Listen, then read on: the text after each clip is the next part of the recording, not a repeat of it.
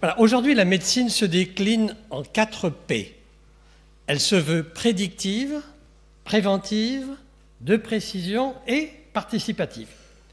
La relation entre le patient, le médecin et le chercheur ne peut plus être asymétrique, comme elle a été extrêmement longtemps. Dans notre jargon, nous disions « il y a des bons patients ». Entendez par là des patients soumis, qui ne comprennent pas, mais à qui on peut proposer des choses qu'ils ne peuvent pas suivre, le sachant, l'ignorant. Ceci est terminé. Le patient participe de façon décisive à la recherche médicale, qu'il s'agisse de l'observation et du recueil des données qui permettent l'établissement du diagnostic, de son consentement éclairé à s'engager dans des essais thérapeutiques et de son apport au suivi régulier de sa maladie.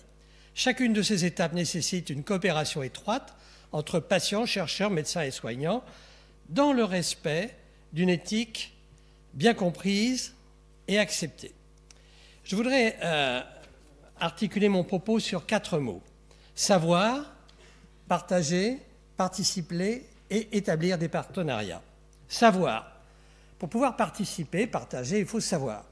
Alors, comme vous le savez peut-être, l'accès des patients à leur propre dossier, le droit à l'information minimale, est une acquisition récente. Et tout patient peut avoir au savoir médical personnel, c'est un accès direct qui leur est permis de constituer leur propre dossier. Ceci, encore une fois, est un acquis fondamental. Le savoir des patients découle aussi des consultations par Internet. Il y a été fait allusion, mais il faut savoir que jusqu'à les années 2000, il n'y avait que 4% d'accès à Internet au domicile de nos patients, alors qu'à l'heure actuelle, on est aux environs de 80-90%, avec bien entendu une projection à 100% dans les années qui suivent. Et on estime qu'à l'heure actuelle, 70% des patients recherchent des informations sur Internet. Quand j'entends patient, en fait, il faut entendre aussi des sujets bien importants, encore qu'un sujet bien important, comme le disait Jules Romain, n'est jamais qu'un malade qui s'ignore. Donc, information sur la santé, la maladie, c'est la deuxième source d'information. Elle est essentielle et comme l'a dit à l'instant Catherine Mrechignach, ceci permet avant de préparer sa consultation et après de la repenser avec aussi l'aide, je dirais, des associations pour aller un peu plus loin dans la compréhension. Il y a plus de 3000 associations de patients. Pour certaines, elles regroupent des maladies, comme les maladies rares, qui sont regroupées dans une alliance maladies rares qui représente plus de 200 associations.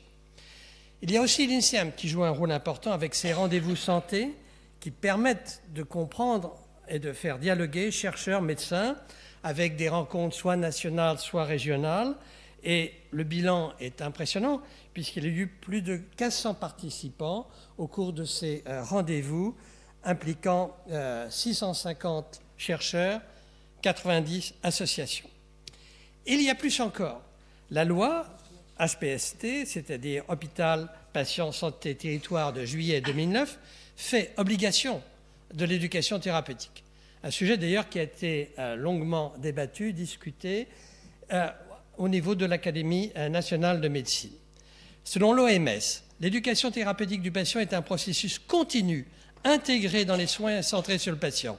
Il comprend des activités organisées de sensibilisation, information, apprentissage et accompagnement psychosocial concernant la maladie, le traitement prescrit, les soins. Et l'éducation thérapeutique devrait rendre le patient capable d'acquérir et maintenir les ressources nécessaires pour lui permettre de gérer de façon optimale sa vie avec la maladie. Car effectivement, tout est là. Finalement, le médecin, certes, travaille pour le malade, et surtout, à l'heure actuelle, ce qui change, c'est qu'il travaille avec le malade. Le patient peut aller au-delà d'une simple connaissance de sa maladie. Il peut devenir, comme il a été dit, expert. Et à l'heure actuelle, il existe une université des patients. C'est un premier exercice pédagogique en cours avec 3 universités qui participent au niveau de Paris, Marseille et Lyon. Marseille et Grenoble, pardon, excusez-moi pour les Grenoblois. Et donc, cette expérience consiste en 36 patients experts. d'après mes informations, dans 8 départements pour accompagner, aider à la prise en charge des patients en tenant compte du contexte familial, social, professionnel.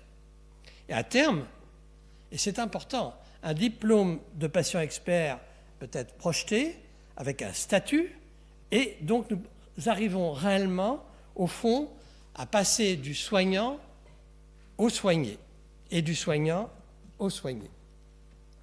Donc, le partage, deuxième point. Le partage, bien sûr, le partage du patient avec le corps soignant, d'une part, mais aussi avec les autres patients. Partager son vécu quotidien, en parler pour les maladies chroniques, invalidantes. Quand on a eu l'expérience d'une maladie chronique, de la douleur chronique, d'une addiction à l'alcool ou à d'autres addictifs, il est important de pouvoir trouver un endroit où s'exprimer, mettre des mots aux mots, rompre l'isolement. Et ces lieux d'échange, ce sont encore une fois les associations. Et c'est aussi le site Internet. J'avais été très frappé par l'ouverture en 2005 d'un site qui s'appelle Patients Like Me. Ce site est tout à fait important dans la mesure où un patient atteint d'une maladie, je dirais, parmi les plus épouvantables, qui est la sclérose latérale amyotrophique, la maladie de Charcot, avec une paralysie progressive ascendante qui aboutit à la mort en pleine conscience. Eh bien, la famille de ce patient américain a entamé, je dirais, un dialogue avec d'autres patients atteints de la même maladie pour échanger, mais sur des choses aussi simples que la manière pratique de pouvoir progressivement compenser, dans la mesure du possible, le handicap. Ce site est très actif et comporte maintenant d'autres maladies que la seule sclérose latérale amyotrophique. Troisième point, la participation. Bien sûr, la participation aux essais cliniques et thérapeutiques. Et comme vous le savez, il existe un consentement libre et éclairé. Mais les consentements libres et éclairés pour des thérapeutiques parfois complexes nécessitent, je dirais, une information pédagogique du patient. Et là, je voudrais souligner le travail de l'INSERM encore par son collège des relecteurs qui, avec grande pédagogie, voit en détail les protocoles qui sont soumis aux patients de façon à pouvoir être aussi sûr que possible de leur compréhension. Bien entendu, le comité de protection des personnes intervient ensuite, mais le point important, c'est que le patient comprenne ce qui lui est proposé. Personnellement, je pense que c'est une chance d'être inclus dans un essai thérapeutique. Et j'en veux pour preuve que les essais thérapeutiques, même dans la branche placebo, montrent toujours des résultats supérieurs à ce qui était attendu par les études observationnelles. Pourquoi ? Parce que simplement le fait d'être dans un essai thérapeutique implique, je dirais, de la part du patient, la volonté de se prendre en charge, et même, encore une fois, s'il se trouve dans un groupe placebo par rapport au groupe actif, il en tire un bénéfice. Mais il n'y a pas que ça dans la participation. Il y a la participation volontaire à des cohortes. Elles sont absolument essentielles, toutes ces cohortes, pour nous permettre de suivre l'évolution naturelle de la santé des gens, des maladies. Nous avons des cohortes organisées à l'INSERM, on en parlera tout à l'heure, je pense avec Pascal Huillier sur les François Huillier, pardon, sur les cohortes Nutri-Santé. Il y a des cohortes, une cohorte Gazelle qui a plus de 20 ans, qui permet ainsi de suivre de façon longitudinale le devenir des patients en reliant les maladies à un certain nombre de paramètres, et notamment, bien sûr, aujourd'hui, des paramètres génétiques. Le patient est aussi un acteur dans la mesure où il peut s'auto-mesurer, il peut s'auto-traiter. C'est évident pour le diabète, ça l'est moins pour l'hypertension, qui est ma discipline. Je peux vous dire que ça n'a pas été facile à faire accepter que le patient se prenne lui-même la pression artérielle. Pas facile, non pas de la part des patients qui ne demandaient pas mieux et qui le comprenaient, mais de la part du corps médical. On s'est fait huer quand on a eu cette proposition qui a semblé iconoclaste à un moment donné. La mission INSERM Association Recherche et Société, dont on a parlé aussi, qui rapproche les chercheurs et les associations de patients intéressés par la recherche, en lien avec le groupe de réflexion avec les associations de malades, aide là aussi à établir un dialogue fructueux. Dernier point, le partenariat. Je Je pense que le partenariat patient-société, en fin de compte, patient, association, chercheurs et société, est quelque chose de tout à fait intéressant et qui se développe. D'abord, il est institutionnel. La Haute Autorité de Santé a dans sa gouvernance des représentants d'usagers. Elle aide d'ailleurs au passage les associations par je dirais un financement de l'ordre de 6 millions d'euros à 333 associations. Ce partenariat, c'est aussi bien sûr l'aide que les associations donnent en termes de fonds dévolus à la recherche médicale, aux chercheurs et aux unités de recherche, avec des tensions qui peuvent exister. Il y a une certaine impatience des patients qui peuvent bousculer les protocoles classiques.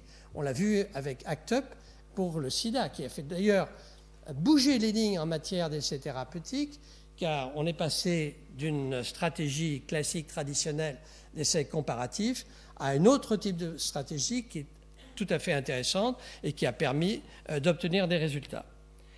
Il y a aussi d'autres tensions qui peuvent exister, à savoir les associations peuvent souhaiter une recherche plus rapidement finalisée que cognitive, alors que les chercheurs souhaiteraient en retour pouvoir comprendre avant de finaliser leur recherche. Mais tout ceci aboutit quand même, je dirais, à un effort considérable, et nous le voyons aujourd'hui même avec la grande manifestation de l'AFM et du Téléthon. Mais je voudrais terminer par, au fond, une participation qui est subreptice, cryptique en quelque sorte, sans que vous le sachiez, ou peut-être le savez-vous parce que vous êtes plus éclairé, mais vous participez aujourd'hui avec votre iPhone à des données de santé. On peut parfaitement, notamment avec le système de comptage de pas, de repérer, non pas individuellement, mais sur l'ensemble d'une population, les rapports qui peuvent exister entre l'activité physique et un certain nombre de maladies. Les maladies, on les repère tout autant. Chaque fois que vous allez chez le pharmacien donner votre ordonnance, elle est scannée et elle participe à l'établissement de données médicales de l'assurance maladie. L'exploitation de ces données peut être faite pour justement permettre d'avancer. En fin de compte, comme vous le voyez, ça pose la question de la santé bien commun. Ça pose la question du partage. Est-ce qu'on va garder ce bien, sa santé pour soi?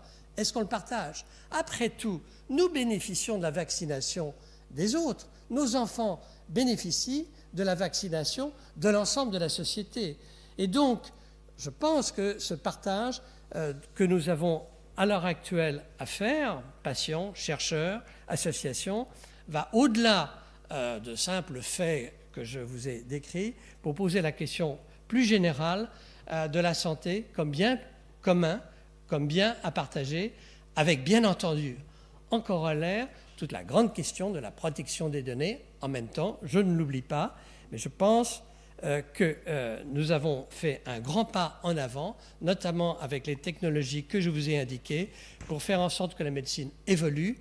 Et croyez-moi, pour faire et de la médecine et de la recherche, elle évolue. Merci.